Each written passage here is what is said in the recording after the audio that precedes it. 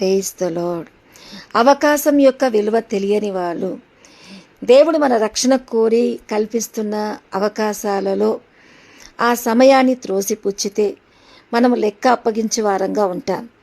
నిజమే, అలవాటు కాస్త వ్యసనంగా మారిన వాళ్ళలో ఒకవైపు త్రాగుడైనా, బలహీనపరుస్తున్న స్నేహాలైనా, అభిమానాలైనా, బానిసైపోతున్న వాటన్నిటిని మనము వ్యసనభరితులమై విడిచిపెట్టలేని వాటిని బట్టి మన కొరకు ఎదురు చూస్తున్న మన కుటుంబ సభ్యులు, ప్రార్థిస్తున్న సంఘము, చిత్తం అనుగ్రహిస్తూ కల్పిస్తున్న కృపలో మన మార్పు కోరుతున్న దేవుని నిర్లక్ష్యపరిస్తే దేవుడు అంటున్నాడు రోమా 2:4 దేవుని అనుగ్రహం మారు మనసు పొందుటకు నిన్ను ప్రేరేపించున్నదని ఎరగక ఆయన అనుగ్రహమును, సహనమును, దీర్ఘశాంతమును తృణీకరిస్తావా?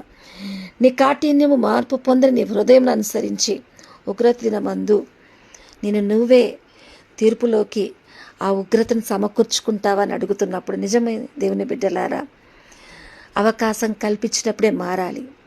ఒకవేళ దేవుడు పరిస్థితులలో అవకాశాలన్నీ తీసేసినప్పుడు ఇంకా మారక తప్పదు అని నా కలలు, నా ఆశలు అని పాకులాడి ఒకరోజు అవన్నీ తీసేశాక ఇంకా మారు మనసు పొందాల్సి వచ్చింది అని అనే రోజు నీ మార్పు కోరుతున్న దేవుడు, నీ మార్పు కోరుతున్న అందరూ నిన్ను బట్టి, నీ విలువల్ని బట్టి నిన్ను తక్కువ చేసి చూడక ముందే కృప అనుగ్రహిస్తున్న ఈ సమయంలోనే కల్పిస్తున్న ఈ అవకాశంగా ఈ వాక్యం నీ జీవితంలో నీ వ్యసనాల నుండి, నీ దోషాల నుండి, నీ పాపాల నుండి విడుదల పొంది ప్రభు రక్షణ పొందాలన్నది దేవుడి చిత్తం గనక.